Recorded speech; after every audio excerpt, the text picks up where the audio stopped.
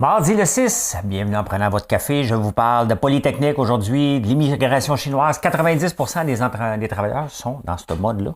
On va parler un peu du Québec, de Dubé, ça l'est ouverte. L'âge de la retraite est à quel âge? Hein?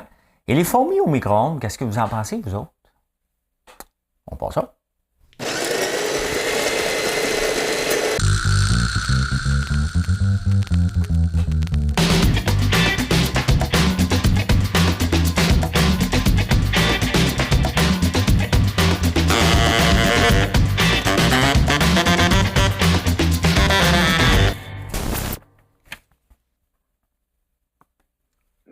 Messieurs, 2ELGBTQI+, voici l'énigme du jour.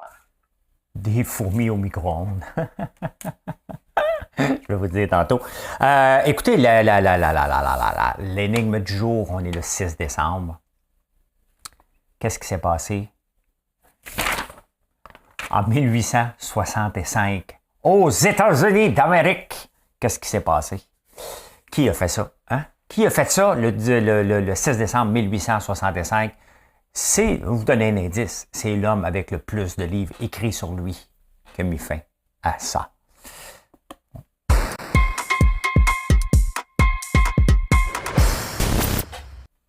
Et avant de commencer le show, il y a Axel qui a 9 mois qui m'écoute. Et son père m'en a parlé, Alexandre, puis il m'a dit hey, elle t'écoute. Ben, t'as peu. Non, il t'écoute. Oui, il n'y a pas de L. Il t'écoute tout le temps. Donc, salut Axel! Comment ça va? Hein? Comment ça va, mon petit Axel? Il faut baisser la voix quand on parle, comme quand on parle à des chiens. Veux-tu des biscuits de François Lambert? Faut que je fasse attention parce que là, mon fils est ici. Je ne veux pas que le chien s'en vienne en courant parce que si je brasse le sac, j'en ai un sac en arrière de moi. Il est là. Et là, voilà. Hein? Voilà, la Polytechnique, hein? Quel anniversaire triste. Et là, c'est le moment où Carey Price a pensé que c'était la meilleure idée du siècle de promouvoir les armes à feu, alors qu'on célèbre malheureusement l'anniversaire triste, la tuerie à la Polytechnique. Tu sais, Carey Price, là, il est sur le payroll du Canadien. Comment ça se fait que le Canadien ne sort pas? Il est sur le payroll, là. Il est payé par le Canadien. Comment ça se fait que le Canadien n'a pas encore sorti, ben, en tout cas, au moment où j'enregistre ça, là, le Canadien n'est toujours pas sorti avec une mise en garde comme quoi qui se dissociait totalement des propos, qui s'étaient inappropriés. Il est où? Il n'est pas un agent libre, là. Il est payé 8 millions par année, Carey Price. US, hein? US dollar, si on peut venir à parité, il y a moins d'argent. Hein? Mais quelle tristesse, hein? Quelle tristesse, ça n'a pas de bon sens. Puis malheureusement, il y en a encore un paquet de tueries. Des armes à feu, là. Hein? Même si tu vas à la chasse, tu en as 40, là. Ben, fais comme des bouteilles de vin quand tu n'as pas un cellier chez vous. Va y porter, puis va chercher une à la fois. Ben, je me donne raison. L'augmentation du panier d'épicerie, 1 000 $. Oh, que je ne crois pas à ça. J'aime beaucoup Sylvain Charlebois de l'Université de Dalhousie, mais là, je ne crois pas. 1 000 $ l'année prochaine. Il prend pour acquis que tout va continuer à monter. C'est pas le cas, là. C'est pas le cas du tout. Lui, il vient à l'encontre de tous les grands économistes. À un moment donné, je veux bien croire qu'il fait un travail sur l'alimentation, puis c'est son dada, mais là, il vient de dépasser, il s'en va dans l'économie. Si tu viens parler d'économie, il faut que tu regardes les grandes tendances. Les taux d'inflation commencent à se stabiliser mondialement.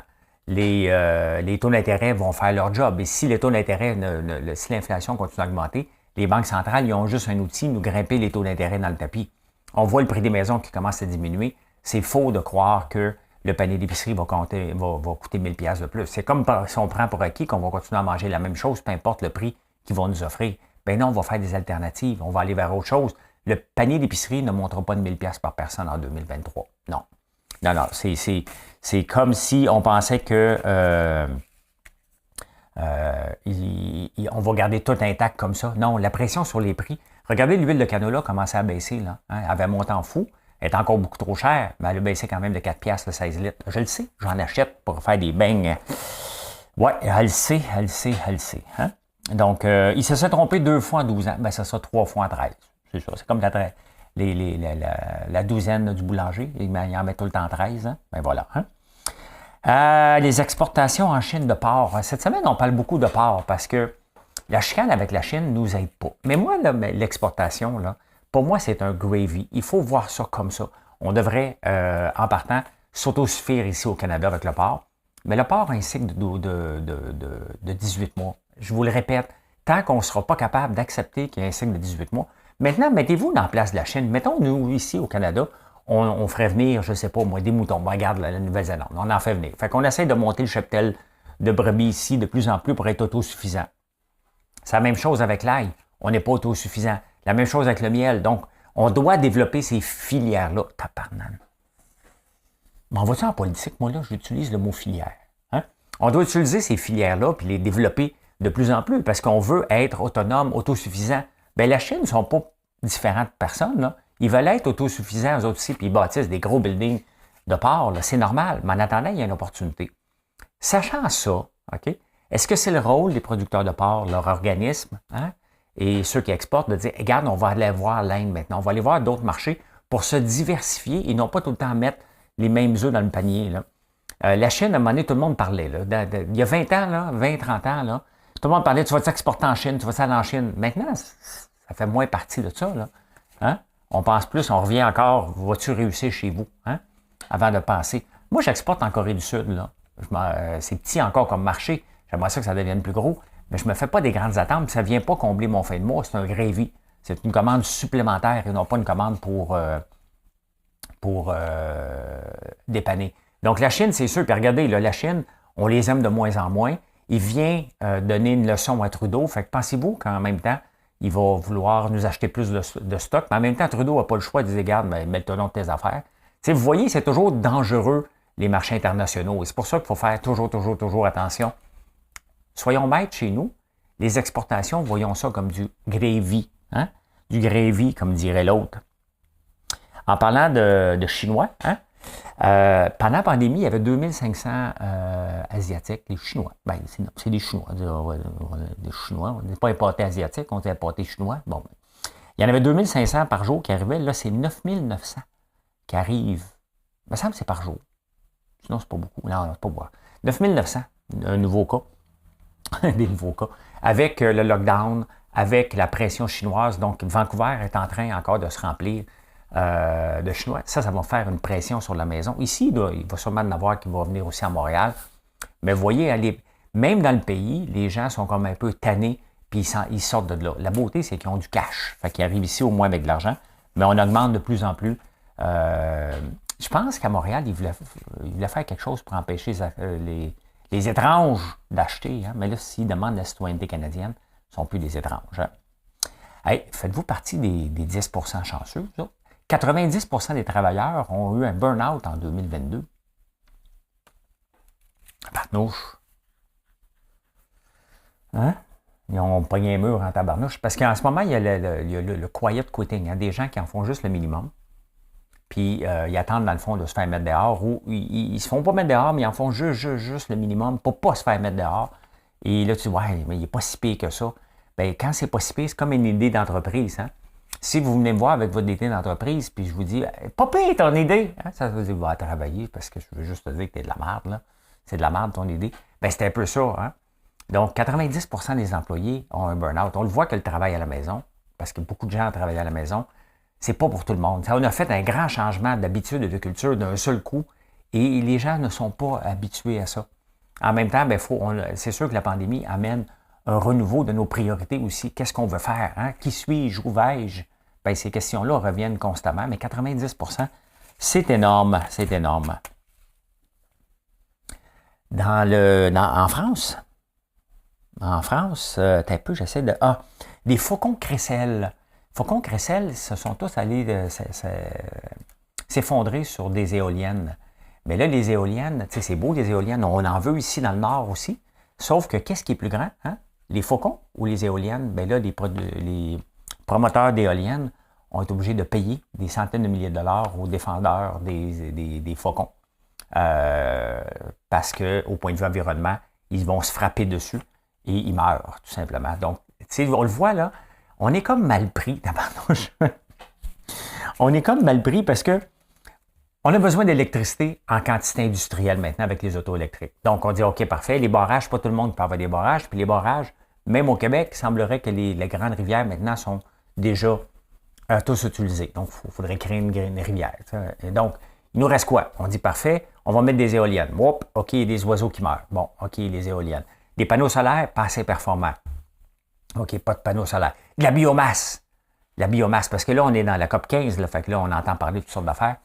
La biomasse, entre autres, c'est pour faire des granules de bois. Hein? L'Angleterre en achète beaucoup, l'Allemagne aussi. Puis moi, j'avais déjà commencé à en faire. J'avais arrêté parce que je me disais, c'est tellement ridicule de faire des palettes, des pellets. Il faut que tu prennes du bois, tu réduis son taux d'humidité. Donc, en partant, si tu prends un arbre directement dans le bois, il faut que tu le fasses sécher pour l'emmener en granule. Parce que sinon, ça ne veut pas granuler si c'est trop humide. Donc, tu le fais sécher une première étape, tu l'emmènes en granule pour le brûler par après. Donc, j'ai abandonné. Parce que je me trouve, mais sauf que je le mélangeais avec du papier journal. Et pour amener un taux d'humidité, donc je prenais l'arbre au complet, j'avais une déchiqueteuse, et je faisais un mélange avec de la paille et du papier journal pour éviter l'étape de le faire sécher, tout simplement, parce que je trouvais que ça n'avait aucun bon sens de faire sécher du bois pour aller le brûler après. Mais c'est ça. Puis, en même temps, quand on coupe des arbres pour chauffer, la captation de CO2 n'est pas si terrible que ça. Donc, 650 scientifiques ont dit au Canada, non, ton idée de nous dire que c'est bon de couper des arbres, là, c'est pas si bon que ça, finalement. Hein? C'est pas si bon que ça. Donc, voilà. Hein? Voilà. Donc, c'est fait. Donc, qu'est-ce qu'on fait avec l'électricité? Il reste le charbon. Tu sais, c'est quoi nos options, là? Idéalement, le nucléaire, il n'y a pas d'acceptabilité sociale.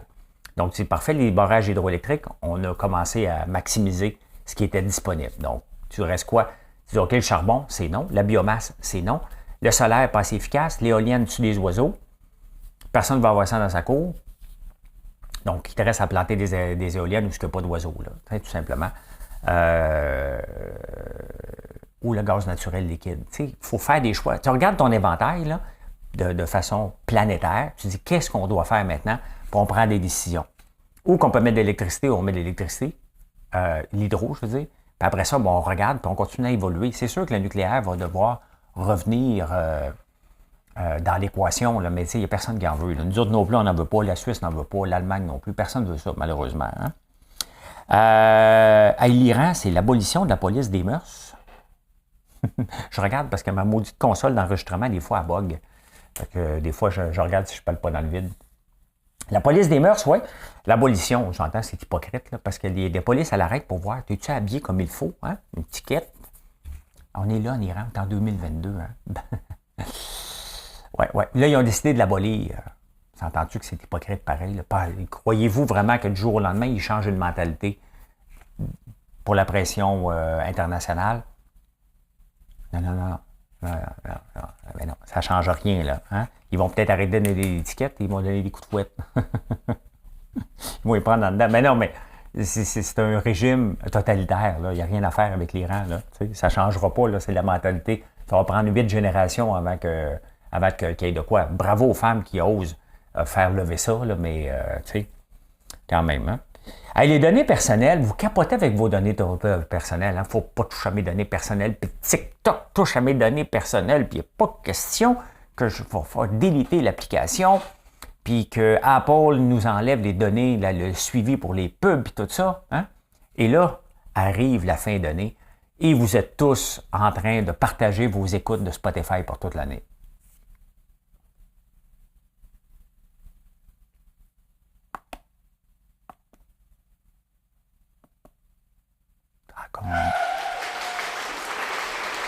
OK, ça a pris du temps avant que ça arrive. Ben, bravo.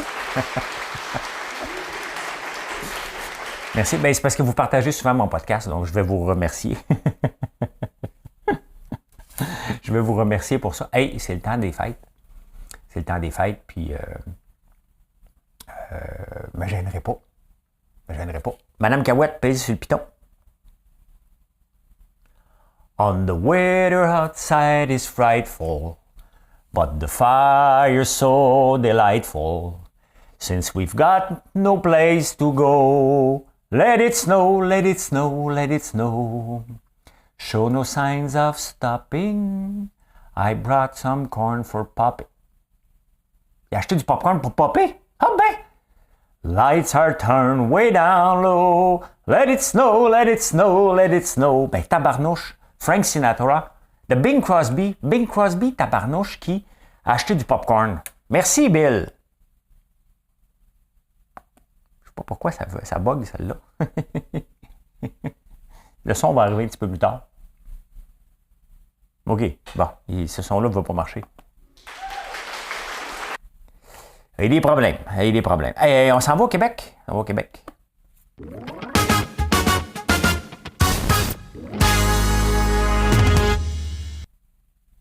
La COP 15 a commencé. Il y a 27 animaux menacés qu'on vient de sortir. C'est comme s'ils attendent des nouvelles pour avoir de l'air brillant. Là. La rainette là, qu'on entend parler, qui a fait détourner la rainette puis la couleuvre, là, ça c'est là-dessus. Il y a quoi aussi? Le bourdon est là-dessus. Il y a une chauve-souris aussi qui est là-dessus. Écoute, on ne les voit pas de toute façon. Les hirondelles sont où? Je pensais qu'on était pour avoir les hirondelles là-dedans. On n'en voit presque plus d'hirondelles. Hein? Fait que, ouais, ben la COP est commencée. Fait que des promesses, on va en avoir.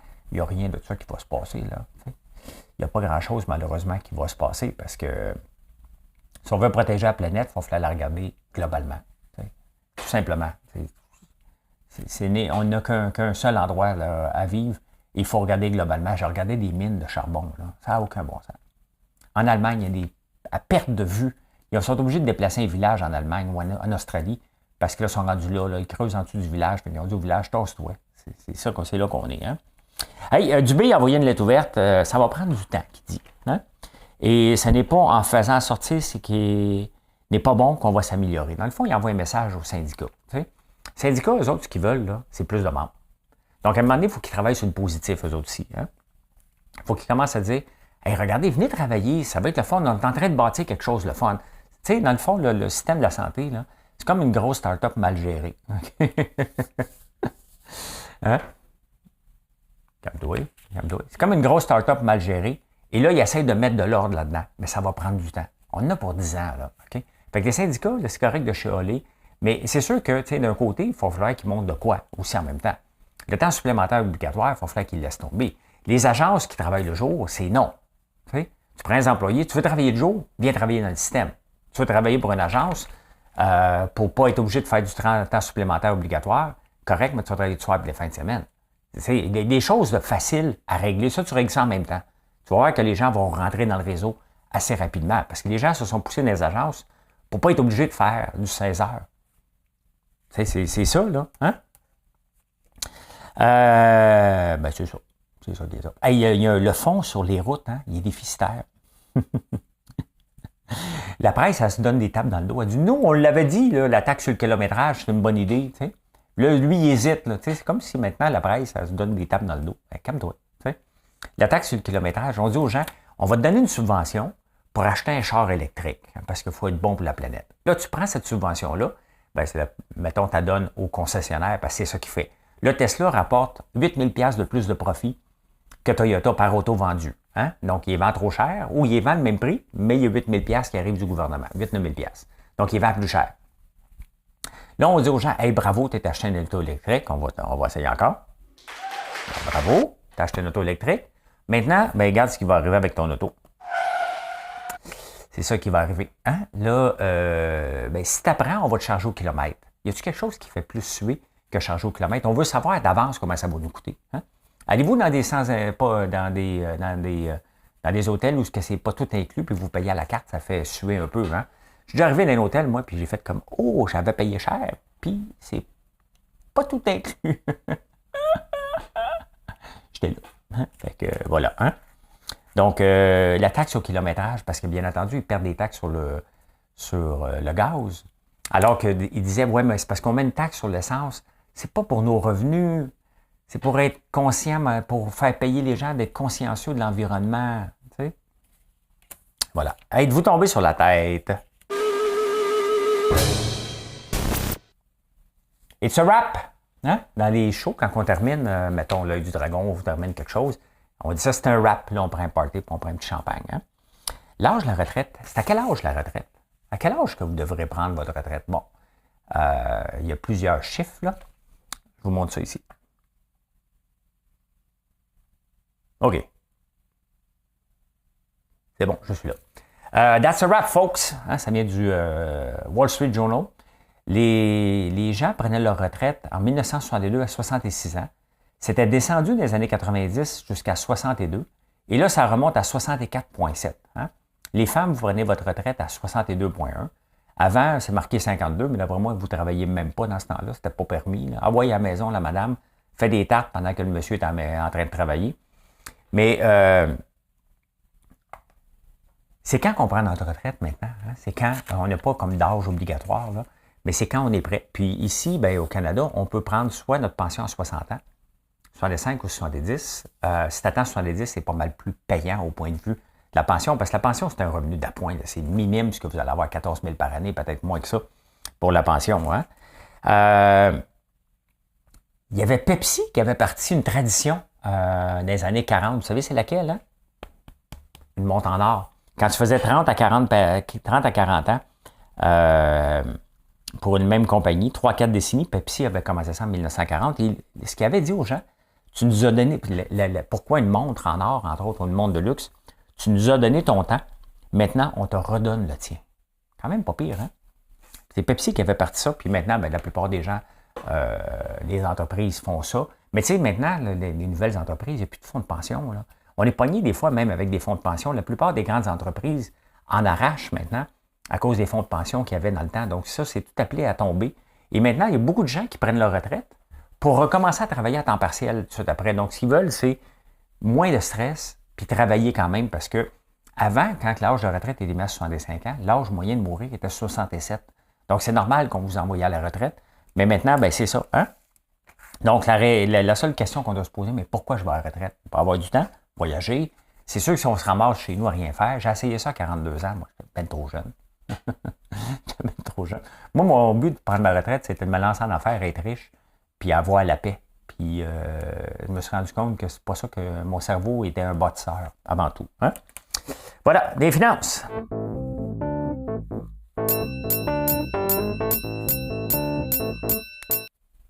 Mais j'ai oublié de vous montrer un calculateur. Je viens de voir ça, je vais vous le montrer parce qu'il est toujours là.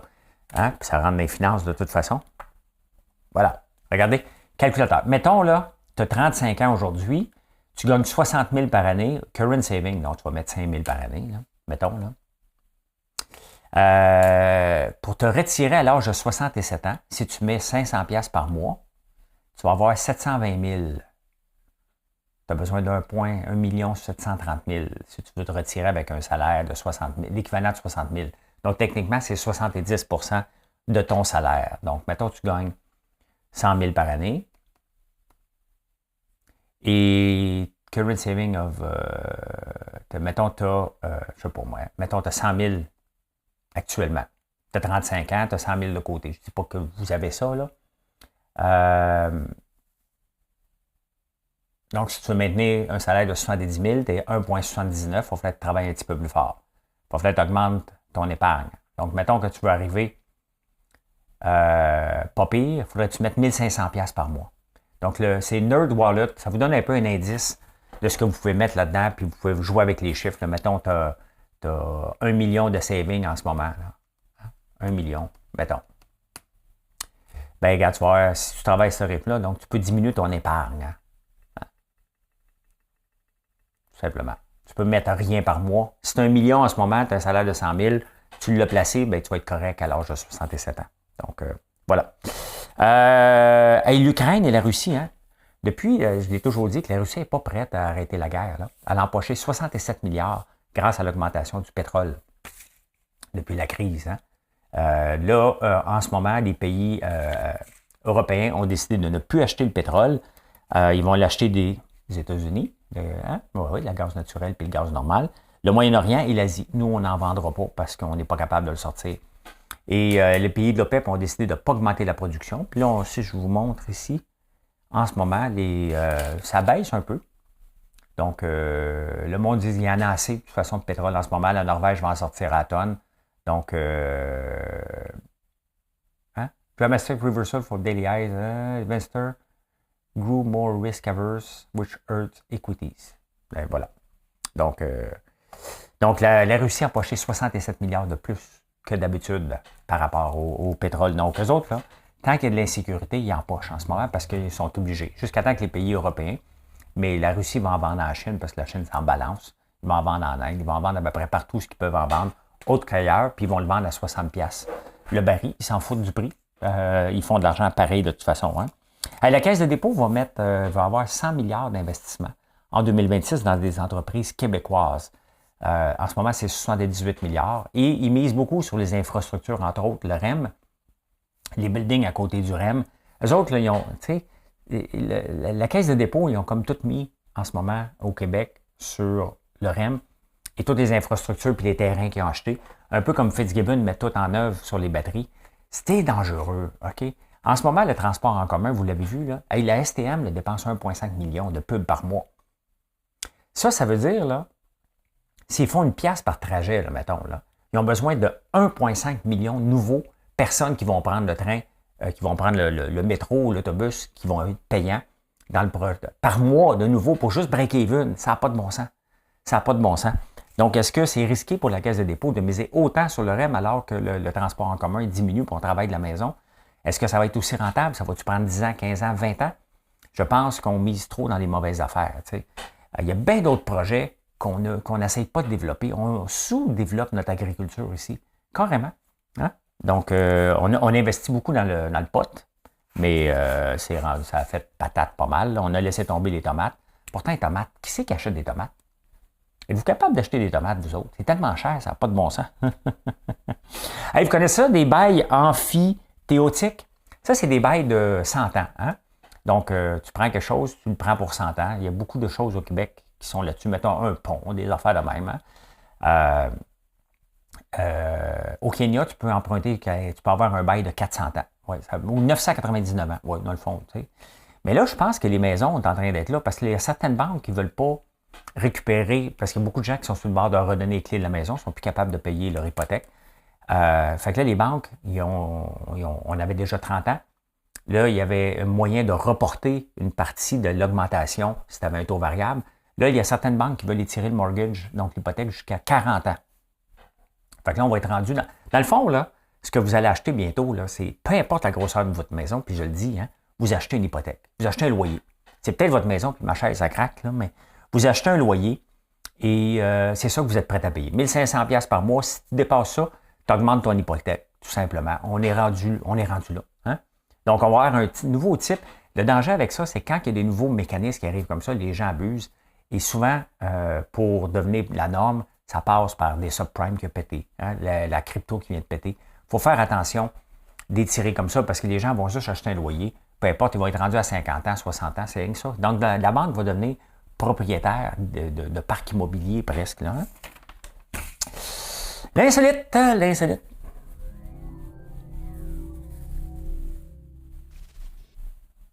Est-ce que vous êtes des rêveurs, vous autres?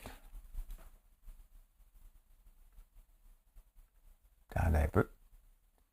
Est-ce que vous êtes des rêveurs?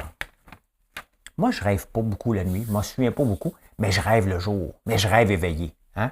Je rêve jamais en couleur. Hey, moi, quand je rêve, je me dis, OK, parfait. Regarde, on vient de lancer un parfum. Je dis, OK, parfait. Hein?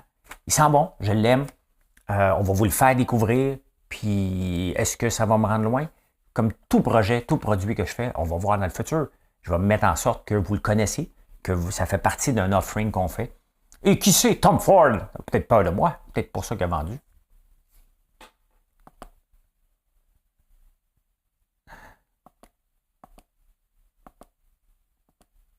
sais pas pourquoi faire ce son-là ne marche pas.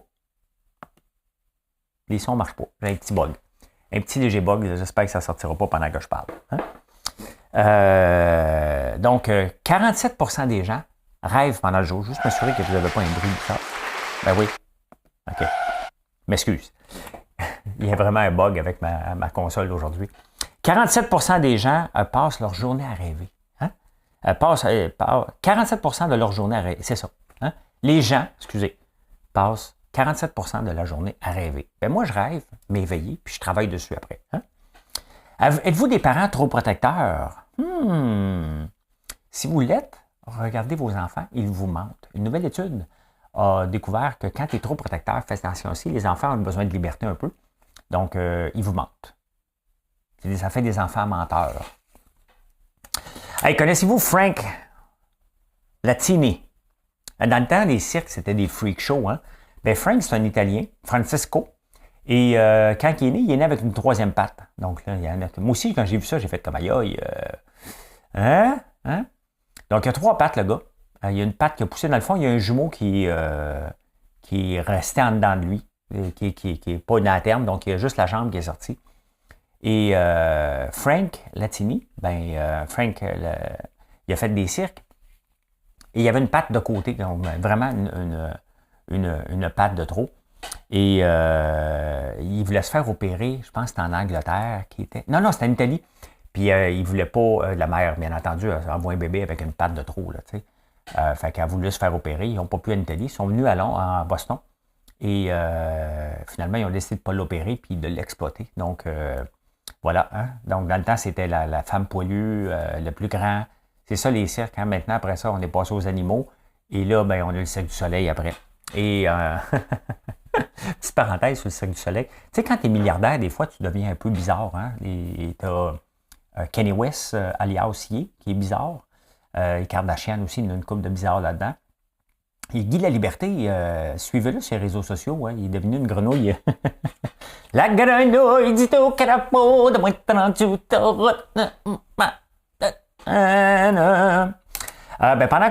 pendant qu'on est là, Anna Nicole Smith, je suis tombé sur elle.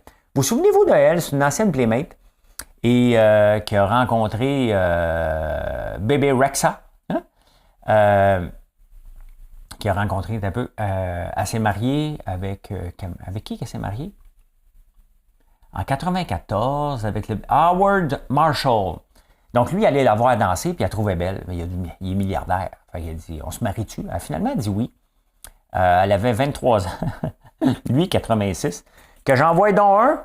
Parler de ma différence d'âge avec Marilyn maintenant. Hein? Mais lui, elle l'a marié que pour l'argent. Marilyn, elle travaille en tabarnouche pour avoir sa paye. Il est mort 2 ans après. Finalement, elle a eu aidé la 88 millions. Elle a déménagé aux Bahamas, puis elle est morte très jeune, à 39 ans quand même, Anna Nicole Smith. Hein? Il y avait une série là-dessus. Hein? Êtes-vous fou ou intelligent?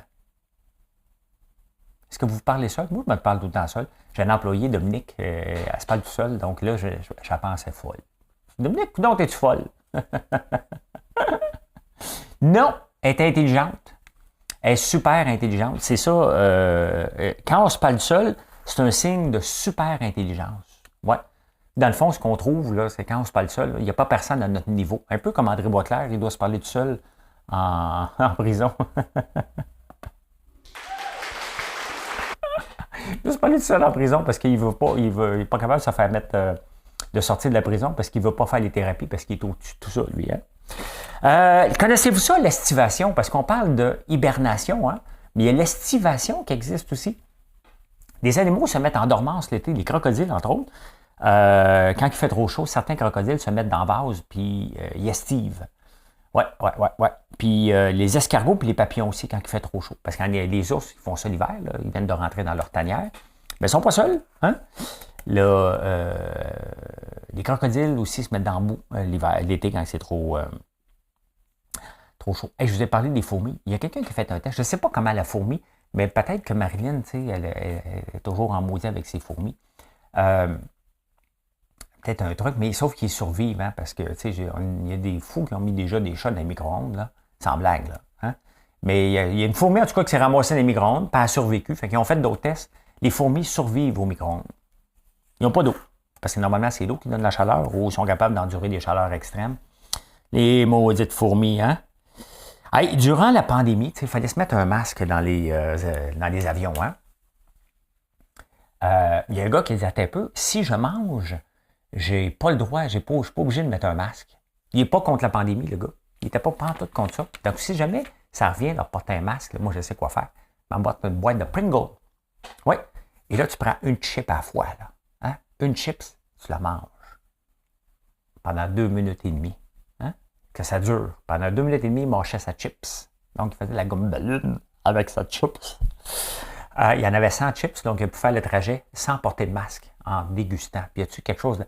Comment tu fais pour déguster une Pringle? Hein? Ça t'en prend. Il me semble que tu prends ça à la poignée puis tu te garoches ça dans la bouche. Là. Ouais, non, lui, il en a pris un. Il mettait son masque quand même quand il se déplaçait, quand il allait à la toilette, mais pour les besoins de tester. Donc, il avait contourné un peu pour s'amuser un peu, puis il a mangé des Pringles tout le long du vol. Pensée du jour.